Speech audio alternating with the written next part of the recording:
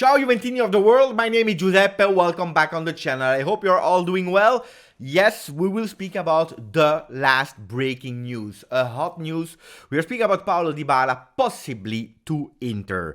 My friends, Gazzetta dello Sport, they went all in yesterday night, not this morning. They couldn't wait this morning to speak about Paulo Dybala possibly to Inter, but yesterday night, before you go to sleep, just to make sure that you don't sleep anymore and that you start thinking about the news, they are saying la gioia per l'Inter. Inter c'è gioia per te. Inter, there is a gioia. Gioia is Paulo Dybala for you. They continue saying that Dybala Inter, Gioia, gave his priority to the black and blue team. Now everything is ready for the yes. This is how they started yesterday, just right before midnight. When you have to go to sleep, you watch last time your phone or your computer and you see that news, and then, mamma mia, the world is speaking about Paulo Dybala.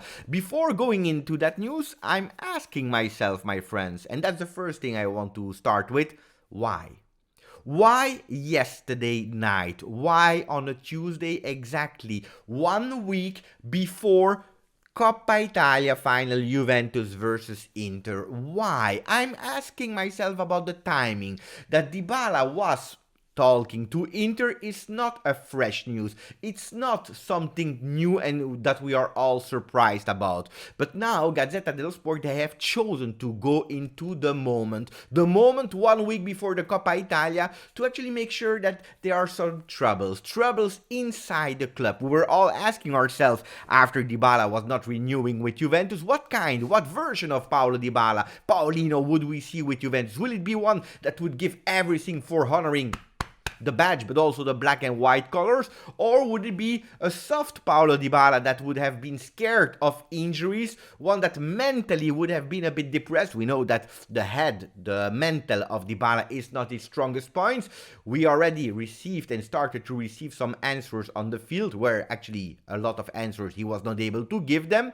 But now that Dybala will probably play for the last trophy that he has the possibility to win with Juventus, these voices are not anymore rumors, but apparently, according to Gazzetta dello Sport, tutto pronto per il sì. Everything is ready for the yes, and it will be Paulo Dybala Inter. Okay, now that we have spoken about that, today we are the 4th of May, May the 4th. That is also be considered by a lot of fans the Star Wars Day, for the people that are a bit scared to be spoiled because you never saw the movies of Star Wars.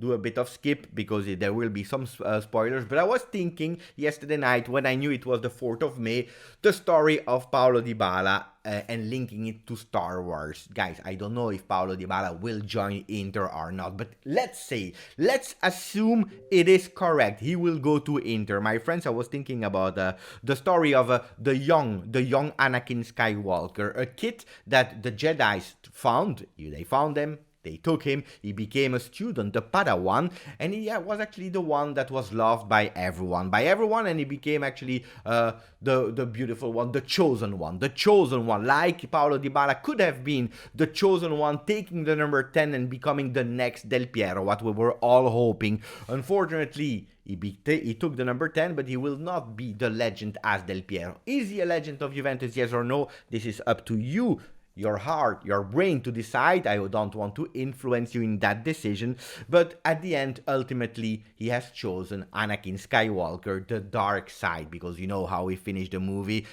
We all know from the light side, from the Jedi, he became the dark side, he chosen for the dark side, and this is actually what Paulo Dybala is doing if the rumors are true and correct. My friends, we go back. If it's true that Paulo Dybala would go to Inter, I was asking myself and I was questioning myself, why? Why? After Juventus leaving for Inter, and probably also for less money, because they are speaking about a contract of 6.5 million with a lot of bonuses, yes, but still 6.5 is actually less than what Juventus was offering a lot of times to Paulo Dybala. Why should he accept it? First of all, because I don't know how many teams really want Paulo Dybala in the center of their project. Probably there are a lot of teams like Newcastle, like maybe, I'm just saying, Villarreal, Sevilla, these mid-table teams. that maybe, and especially abroad, are even able to give him a higher paid contract like Newcastle. They can even go to 10 million, what he initially wanted at Juve. We are speaking about 1 year ago, because before that he probably wanted even more money. But going to this mid-table team is absolutely not good for Paulo Dybala's future and career, because we know he's still young. He has still a few years to go. If you want to reach a beautiful status of a great player, and we will not speak about the level of Messi, of Cristiano Ronaldo, maybe not even the levels of Neymar, but if he wants to be there still at the top with rich contracts, with actually a beautiful name that will be remembered forever, he can't finish his career there. So probably he's looking for the big names. But who are the big names available? In Italy, we're speaking about two teams, Milan and Inter. Milan can't go over 5-6 million salary. It's impossible for them. That's the max. We saw it with Donnarumma and so on. Inter is the only option. Then Juventus, of course, it's over. If you are looking about Premier League, where a lot of teams could give him that salary, the Premier League is a possibility. But Paulo Dybala apparently doesn't like England. He loves UK, of course, but he doesn't want to live there. Maybe the football is not linking to his capabilities, especially because it's a football where you used to have a lot of physical skills. You need to run, you need to have a lot of pace, something that Dybala is not really well known for, especially with his last physical problems. So he's excluding UK. In Italy, there is only one real option, and then there is Spain. But Spain, we know that Barcelona, they are going for other targets. Real Madrid is rebuilding there. Maybe even in Champions League final, they don't really need Paulo Dybala. And Paulo Dybala is not really a player that you see at Real Madrid. We know it, and we saw it with Hazard. That is a different player that Dybala, but these kind of players not always succeed at Real Madrid. So there is not a lot of options. Inter is the only options. Guys, if we have to go back in some people that were not always correct with Juventus, because now we are speaking about emotions. Would I be sad if I see Paulo Dybala with the black and blue colors? Honestly, yes, of course. Honestly, yes, it's 7 years with Juve. I would be extremely sad to see him with the dark side. Of course, yes, on the other side, I would understand it. He would not be the first one. We are speaking about Bonucci that went to Milan. He came back a few days ago for his birthday after his brace. I was even saying that I forgave Bonucci. We are speaking about Antonio Conte, that probably was a bigger legend than Dybala at the club. He was a player. He became a captain, a real captain, not vice captain like Dybala, but a real captain for years. He became even a coach for Juventus and brought us back to the win. He was hated by Inter. He hated Inter. He's a Juventino since a kid. Antonio Conte went there. Am I pissed off with Antonio Conte? Yes, for more reason than Dybala. Will I be pissed off with Dybala? No, I will not. I will be sad, of course. I will not be happy. And I will absolutely not be like something that I'm starting to read online, that people are wishing him to be injured, wishing him a lot of flops individually and so on and so on. I will always wish a big flop for the team Inter, with or without Dybala. That doesn't make any change. But individually, I would understand it, because at a certain moment, if you have a lot of choice, probably Inter is a good solution. What also makes sure that maybe Juventus was not that wrong in not extending the contract of Paulo Dybala. If really he was what we were all thinking, the best number 10 of the world, or nearly there, probably today a lot of clubs would have gone all in for Paulo Dybala, and he would not have had to do that. The choice to go to Inter. Guys, this was it. I'm also thinking about the future, thinking about the next number 10s, not only on the shirt, but also on the field, thinking about Raspadori, thinking about Di Maria, that can become a serious next possibility for Juve for next year.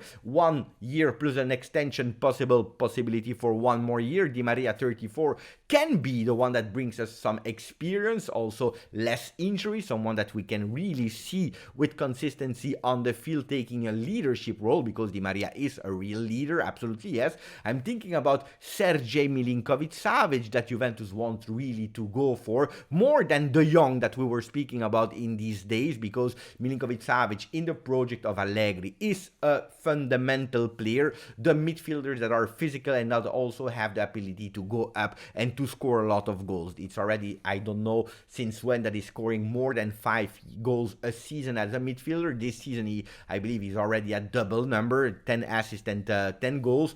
Crazy numbers for Sergej Milinkovic-Savic. These are the players I am already thinking about. I am worried today about which Juventus we will see in the Mercato, and especially at the start of 22-23. More than about Paulo Dybala, where I will be honest with you, I was already expecting that he could move, one, and I also took into the consideration the fact that he could move to Inter. So it's not something that surprised me. The timing is wrong, and I believe that Marotta, he asked Gazzetta to put it on front pages just to annoy Juventus even more inside and the club with Allegri, with all these problems now, especially that we can't focus anymore on Serie A because we already won it. So this is what I'm thinking. Update about the medical things. Yesterday, a disaster. There was a collision with Pellegrini. He will be out for the game of Genoa that we are playing on Friday. He will not be there. Maybe De Ligt will rest. Maybe Danilo will rest. Will we see a lot of young players? Maybe. They are speaking about Ake. They are speaking about Sule. Maybe even a game more for Miretti that we all saw and loved in the last game versus Venezia. And then yesterday in training, a beautiful news, the one of Vlahovic. Vlahovic, that some people started to say, but Allegri, they don't get along with each other, they don't like each other, Allegri is ruining Vlahovic. Yesterday there was a really funny extra 25 minutes, nearly 30 minutes extra session between Allegri and Vlahovic in a kind of game, going on target with the ball, trying to score more goals. There was a small competition between Allegri and Vlahovic.